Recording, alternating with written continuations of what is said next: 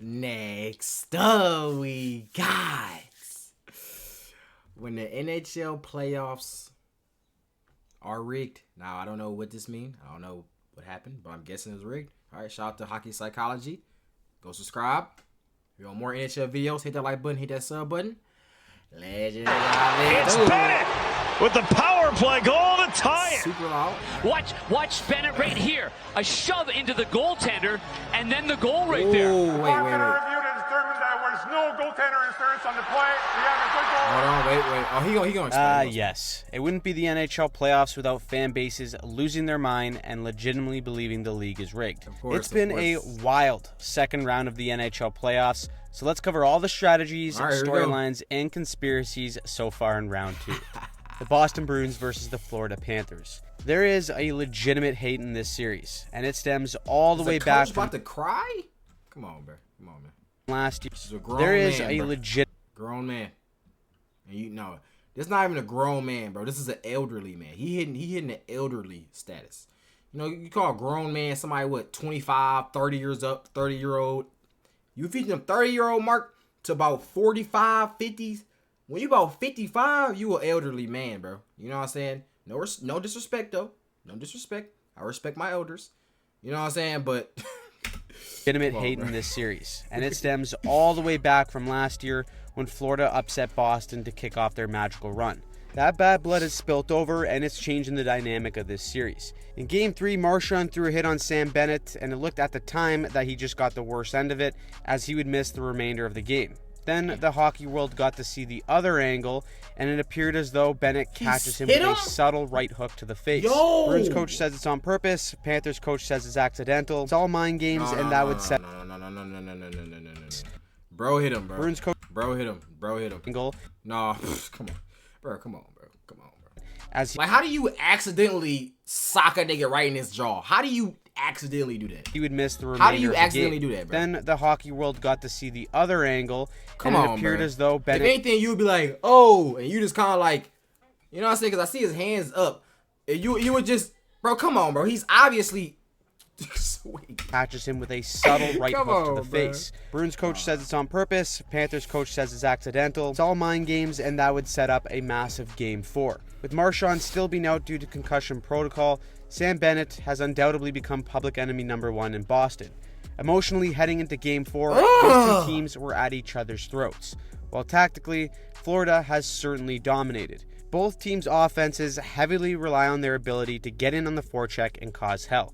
In the Game 1 win for the Bruins, their aggressiveness on the forecheck gave the Panthers problems, but in Games 2 to 4, it's the Panthers who've been causing havoc. In every game of this series, Boston has been outshot by at least 10, and it's because of Florida's ability to extend plays with their pressure once they create a turnover. The Panthers play a 1-2-2 set forecheck like most teams, but they do it better than most. Okay, so we got the forecheck. Hold on, we gotta look at this. The Panthers play a 1-2-2 set forecheck like most teams, but they do it better than most because their entire lineup is built for the dump and chase game. Boston has had a lot of trouble in this series trying to beat the F1 of Florida, and before they can move the puck or dump it out entirely, Florida's F1 has already separated the puck from the defender or guided them right into the trap that is waiting for a turnover. Despite a strong start from Boston in Game 4, it's the puck pursuit of the Panthers that allowed them to grab this bounce and then cut the lead to 1. Then we got the controversial power play goal that has Bruins fans spun and the rest of us confused. Sam Bennett pots one on the doorstep, but let's look at how he gets so wide open. As the puck gets thrown into the crease, Bennett gives Coyle a cross-check. Coyle falls on top of Swayman, and Bennett is there sitting pretty... I don't know. That's another thing, too, though, because NHL in general is just a tough sport. You know what I'm saying? It's a lot of pushing and shoving, similar to the NFL.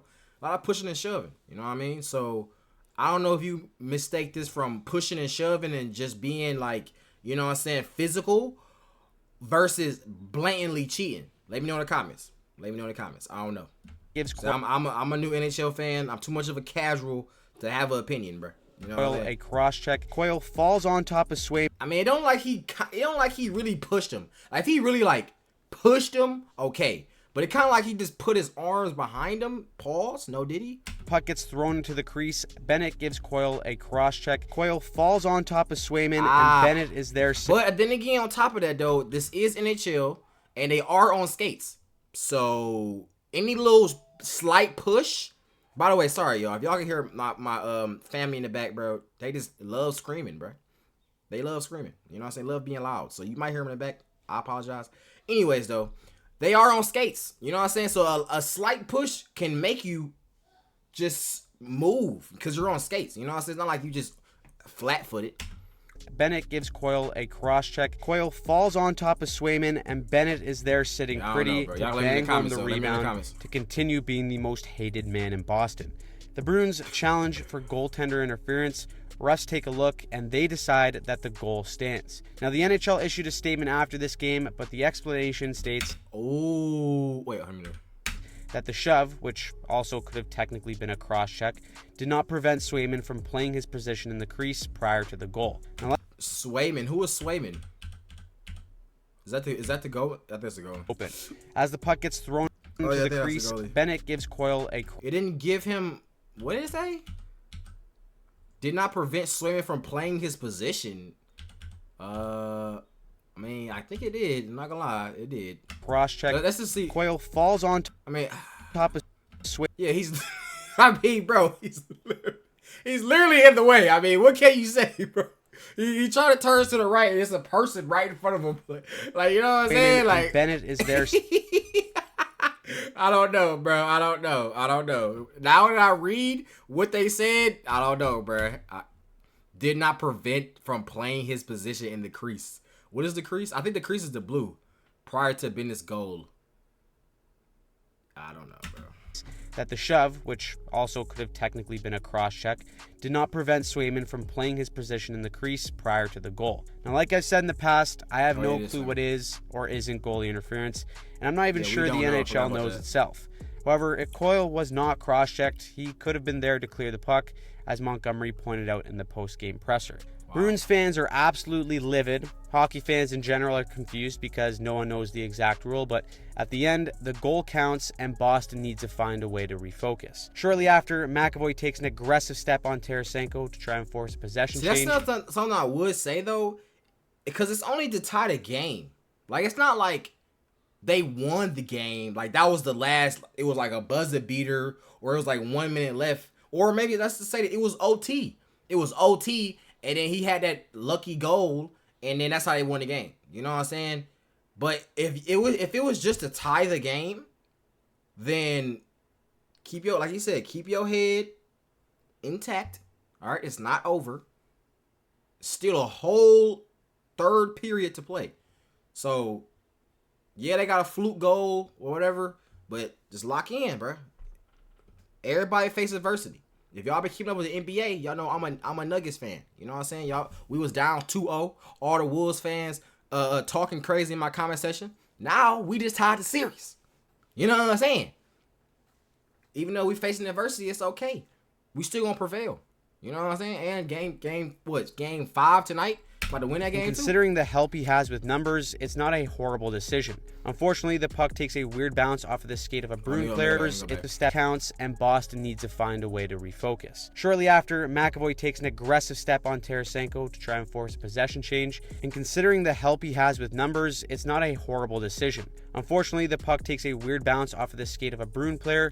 It goes out to Barkov, and this animal just uses his entire frame to take the middle of the ice and bury on Swayman. That would be the game winner, and Boston fans are left beside themselves. Dang. You got some fans screaming the entire league is rigged. You got others taking a more balanced approach. But the truth is that the Bruins are simply not generating enough chances to win hockey games. The Panthers' 1-1-3 system in the neutral zone is stifling any chance that Boston has off the rush.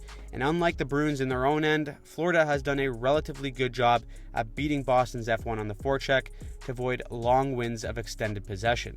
Moving forward, if Boston can't find a way to stretch out Florida on the transition or create any turnovers on the forecheck, we may very well be watching them shake hands after Game 5. The Rangers versus the Hurricanes.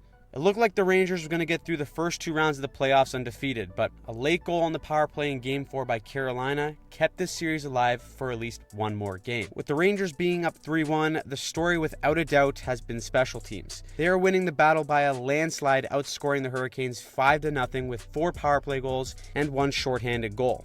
This is all while Carolina's number 2 ranked regular season power play entered Game 4 at 0 for 15 in the series. On the power play, the Rangers personnel is doing a tremendous job at beating the pressure of Carolina's penalty killers. The Rangers have found success by making plays into the middle before the Hurricanes killers can arrive with pressure. As for the Rangers I think that's another thing too, and I keep saying this every video I see, but it's just the more and more I watch hockey psychology, I'm learning about the game, and I'm seeing more and more how the game is like really played, and now I'm learning what I actually like. You know what I'm saying? So this is another thing I like. I like when somebody uses their body the right way to, you know, whatever, because we just seen it with the Bruins goal or the last goal. I forgot it was the Bruins. I forgot who scored, but we just seen with that goal, he used his whole body to control everything and then score. And then now I just need to catch a pass. Plays into the middle before the Hurricanes use killers his body can right arrive here. I with like pressure. that. I like that. As for the Rangers penalty kill, they play a box that has the close winger give pressure to the puck carrier when it's on their side. The Rangers have been dangerous at creating shorthanded chances with this, and it's already led to a goal in this series, but the ultimate difference has been goaltending. Your best penalty killer needs to be your goaltender, and Shesterkin has come up big time. When you play a box structure like the Rangers do, sending a puck down low can stretch out that box for an opportunity to open a cross-seam pass on the ice. The Hurricanes have had some great looks, but Shesterkin has been the difference so far. Carolina, on the other hand, have not had a game in this series where their goalies have posted anything above a .900 save percentage. That was until Game 5, where Fred X stopped 20 out of 21 shots to keep Carolina alive in this series. If the Canes want to do the impossible, even strength play is where they can do the most damage.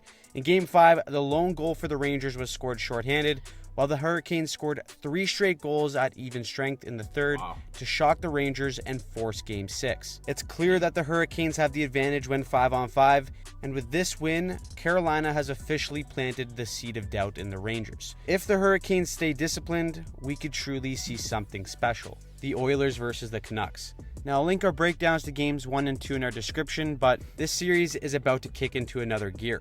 In Game 3, both teams scored twice on the power play, but the difference was the transition play of Vancouver when 5-on-5. The Oilers have carried the play for the most part, but when Vancouver sees Edmonton trying to change or being over-aggressive on their forecheck, they've had their wingers blow the zone to receive a stretch pass and create a rush chance. Both zone entries have led directly to a goal, and it's a tiny detail in Vancouver's game that have given them the offensive advantage. As for a net, Artur Silovs has to be in the middle of his Tom Brady arc, because if you look at the what the fuck is this? They both have the exact same stats. Who kept up with this? Damn, Tom Brady was drafted in the 6th round? Hey, bro, what I say, bro? Hey, chase your dreams. You know what I'm saying? I'll never let nobody doubt you. 6th round, bro. You down there? How many rounds is? I forgot how many rounds even in it. Is it? No, I think it's about like, I think it's a lot. Anyways, though, 6th round, and you damn near no one even care about you no more. You know what I'm saying? And it would. He ended up being the best of the best ever. Replaced injured starter. Won first playoff game in a late comeback OTU. Yeah, okay. All right, Arthur. Hey, Arthur, you got some. Hey, if you want to fill his shoes, there's be some big shoes, bro.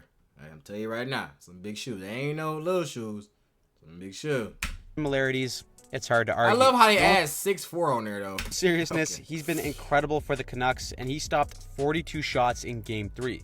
The Oilers hit a few posts in this one, and that prompted Leon Draisaitl to say posts is not good goaltending. But you got to recognize that if you hit the post as a shooter, it means you missed. So if it ain't good goaltending, it ain't good shooting either. When they asked Silovs about the big save he made on Draisaitl in the third, this guy responded with, "Which one?" Cheeky response. Now, if you're an Oilers fan, there's a couple things that you should be concerned about. First is the over-reliance on McDavid, Draisaitl, and Hyman. Despite them carrying the play, they are the only ones generating offense for the Oilers right now. Because of that, they feel the need to stack Draisaitl and McDavid on the same line, and that same problem that sinks them every year starts to show itself once again. A lack of depth scoring is simply just not going to do it in the playoffs. Not to mention, these guys are playing 29 hard minutes a night eating cross-checks. That's just not a sustainable recipe if you want to have a long and deep playoff run. Not to mention, Vancouver is purposely trying to make life a living hell on McDavid. After starting this scrum with a slash, McDavid gets folded like an omelet with 2 cross-checks into the door of Ensu. Whoa, whoa, whoa, whoa, whoa, whoa, whoa, whoa, whoa. Mention, Vancouver is purposely trying to make life a living hell on McDavid. After starting this scrum with a slash, McDavid gets Then he's like smiling a and shit. living hell Oh, this dude is a psychopath. on McDavid. Oh, After he's a starting psycho. this scrum with a slash, McDavid gets He's folded smiling like an about it. omelet with 2 cross checks from Zadorov No. Okay, we know we love fighting and stuff like that, but we don't want nobody to get hurt, bro. He could have got hurt so bad like this. scrum with a slash, McDavid gets folded like an omelet with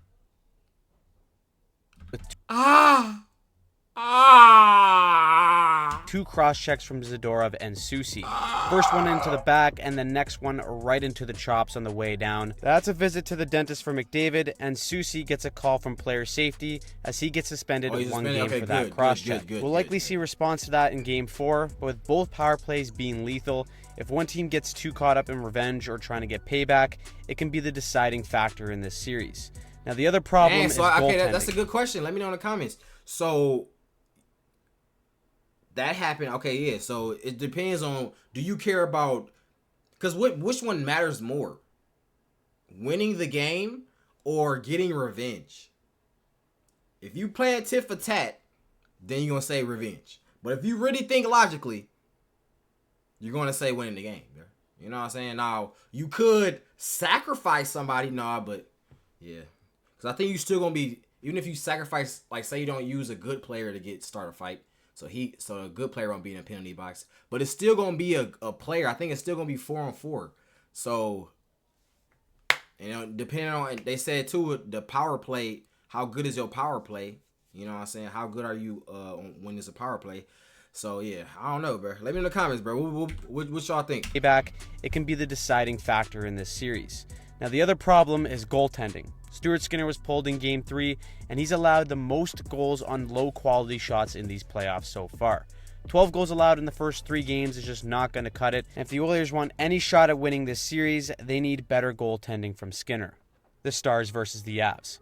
This series is a Stanley Cup final in the second round, and it's one that seems like no lead could be safe.